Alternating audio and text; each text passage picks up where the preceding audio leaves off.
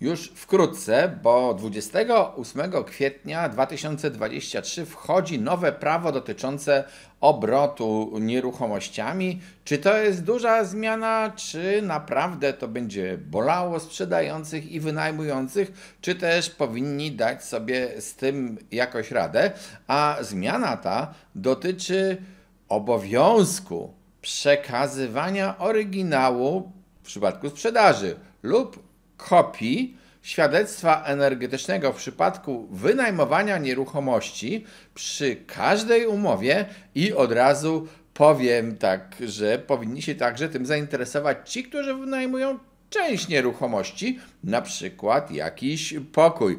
Też niestety dotyczy ich świadectwo energetyczne i czyha ich pewna pułapka, o której powiem w dalszej części naszej audycji, a przy okazji na koniec poruszę temat tego, że chyba Unia Europejska gdzieniegdzie się zagoniła, no bo jak nazwać inaczej lansowanie jakiejś drogi rozwoju, a jednocześnie w drugim kanale wprowadzaniu ustaw, czy też prawodawstwa, próbie wprowadzaniu, które likwiduje tą właśnie lansowaną drogę rozwoju. O tym też będzie w tej audycji i to też dotyczy nieruchomości. Jeżeli w ogóle interesuje Ciebie rynek obrotu nieruchomościami, chcesz wiedzieć o trendach, o tym, co się dzieje na tym rynku oraz o tym, jak zmienia się prawo, jakie są nowe obowiązki i jakie są konsekwencje tych obowiązków, no to koniecznie subskrybuj mój kanał, bo stąd się dowiesz. Jeżeli chcesz wiedzieć jeszcze więcej, to zapraszam do wspierania kanału. Wspierający dostają ekstra treści, to nawet już na tym poziomie srebrnym najniższym i pisz nam w komentarzach też propozycje nowych tematów, bo chętnie zrobimy audycję właśnie pod te Wasze pytania. I wracając teraz do tematu pierwszego, czyli do świadectw energetycznych. One istnieją już od dawna i w zasadzie były bardzo często lekceważone, czy to przy sprzedaży, czy przy najmie. No, ludzie starali się to jakoś obchodzić. Co teraz się wydarzy w tych świadectwach energetycznych? No, w ogóle podsumujmy, czym są one świadectwa energetyczne. Świadectwa energetyczne sporządzają osoby do tego uprawnione, posiadające specjalne uprawnienia. Jest taki rejestr takich świadectw energetycznych i w dodatku takie świadectwo energetyczne dla danego obiektu ważne jest przez lat 10 od daty wydania, no chyba że w tym obiekcie przeprowadzono jakieś prace, które zmieniły jego charakterystykę energetyczną, czyli na przykład ocieplono, zmieniono sposób ogrzewania, no różne te sprawy, które wchodzą właśnie na zużycie energii. Czego się można dowiedzieć, czego laik się może dowiedzieć ze świadectwa energetycznego? No na pewno nie tego, ile go będzie kosztowało ogrzewanie danego budynku, ale dowie się, ile takiej energii pierwotnej i ten jego budynek, ta jego nieruchomość, ten jego lokal zużywa. Świadectwa energetyczne też dzielą się na świadectwa dotyczące całego budynku, ale też jego części. I uwaga, tu nie chodzi właśnie o ten lokal mieszkalny, bo ustawodawca wymyślił teraz, że jeżeli ktoś chce wynajmować swoje mieszkanie na pokoje, na jakieś wydzielone części, to każdemu najemcy tego pokoju powinien dostarczyć jego własne świadectwo energetyczne. Tu rodzi się problem taki, że po prostu wydawanie świadectw energetycznych kosztuje. Tego nikt nie robi za darmo. Ja nie wiem, czy te koszty można nazwać dużymi czy małymi. Raczej one generalnie to jest kilkaset złotych. Być może kiedy nagle nastąpi wzrost popularności tych świadectw na tym początkowym okresie, może ich ceny trochę wzrosną, bo zapotrzebowanie będzie większe. Co ważne jeszcze, jeżeli ogłaszasz jakąś nieruchomość, czy do sprzedaży, czy do wynajęcia, i to niezależnie, czy jesteś właścicielem tej nieruchomości, posiadaczem spółdzielczego własnościowego, prawa do lokalu, czy też jesteś pośrednikiem, osobą wynajętą, to jeżeli dla tej nieruchomości jest sporządzane świadectwo energetyczne, to należy to świadectwo energetyczne zamieścić w ogłoszeniu. To ważne, o tym pamiętajcie, żebyście nie łamali prawa. Generalnie rzecz biorąc, te świadectwa energetyczne o tyle są istotne, że jeżeli ich na przykład teraz, po 28 kwietnia, nie przekażesz nabywcy nieruchomości, który nie może się zrzec prawa do otrzymania takiego świadectwa energetycznego, to po pierwsze notariusz w akcie notarialnym będzie musiał wpisać pouczenie, że jeżeli tego nie zrobisz, to będziesz podlegać karze grzywny. Dzisiaj maksymalna grzywna to 5000 zł. A jeżeli tego faktycznie nie zrobisz, to możesz w końcu tę karę zapłacić, jeżeli ktoś się o tym dowie, że tego nie zrobiono w czasie umowy sprzedaży. No, porównując cenę wykonania świadectwa energetycznego i wysokość tej grzywny, to chyba dość jasno wychodzi, że lepiej jest takie świadectwo energetyczne wykonać, to się po prostu bardziej opłaca.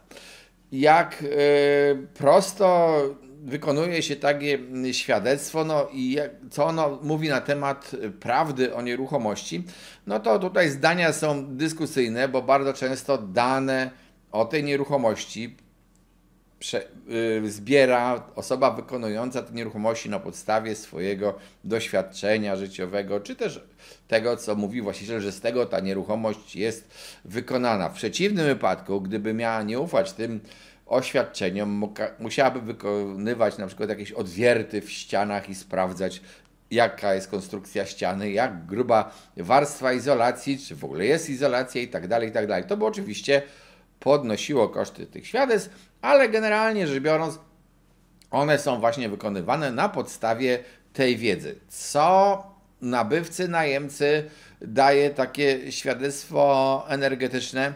W zamyśle ustawodawców daje oczywiście pojęcie, czy dany budynek jest energochłonny, czy też jest tańszy w utrzymaniu i mniej energochłonny.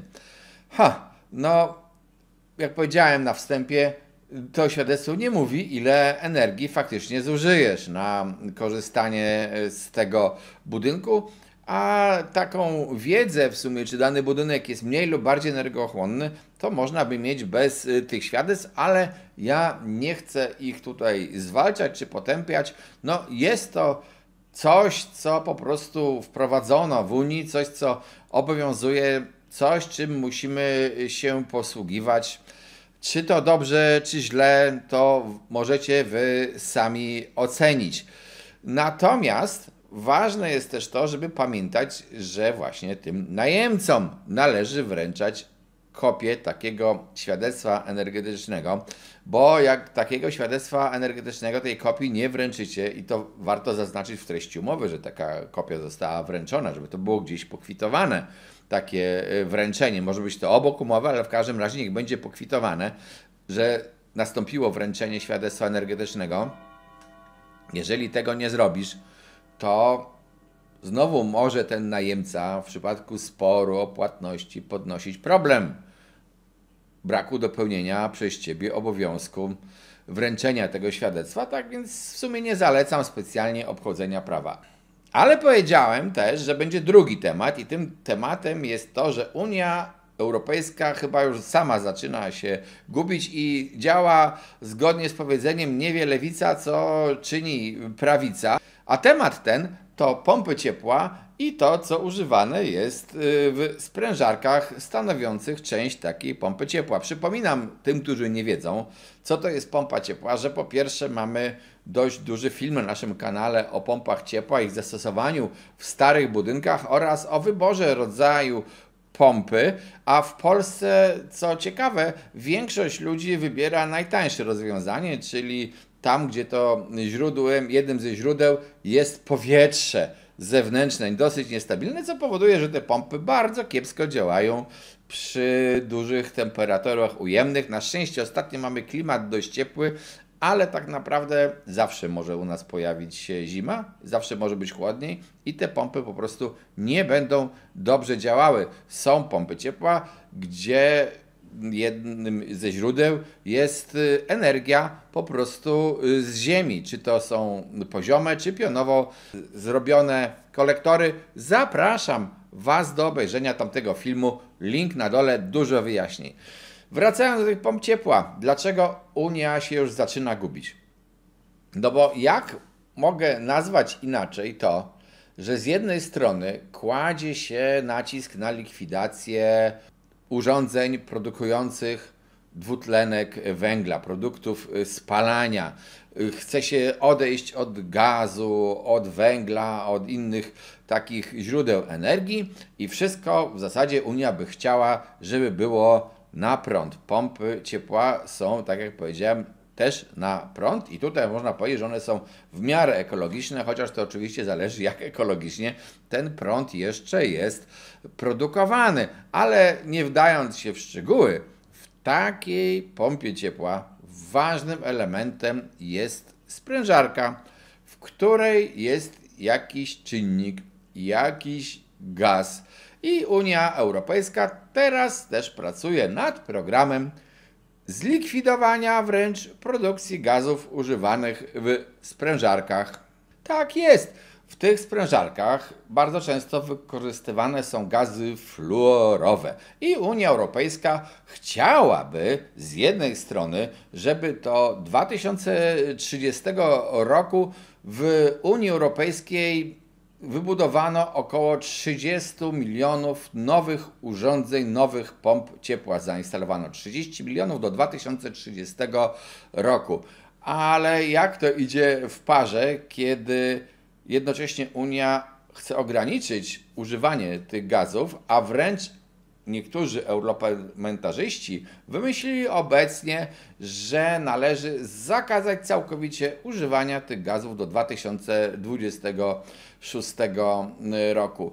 No, ja jestem ciekaw tego rozdwojenia. Zdaje się, że pozostaje nam cierpliwie czekać na to, co z tych pomysłów unijnych wejdzie, albo może zmierzymy się kiedyś z sytuacją, kiedy się po prostu ludzie troszeczkę zdenerwują, bo ja rozumiem i potrzebę i w ogóle dążenie do ochrony środowiska, do ochrony klimatu, to jest bardzo ważne, ale z drugiej strony to nie jest tak, że można od stolika jakiegoś biurokraty zarządzić, że od dzisiaj woda będzie płynęła pod górę zamiast w dół, bo prawa grawitacji jakoś na razie urzędnik jeszcze unijny nie pokona, chociaż może o tym myśleć. To samo dotyczy innych urządzeń technicznych, w ogóle problemu likwidacji samochodów, które są spalinowe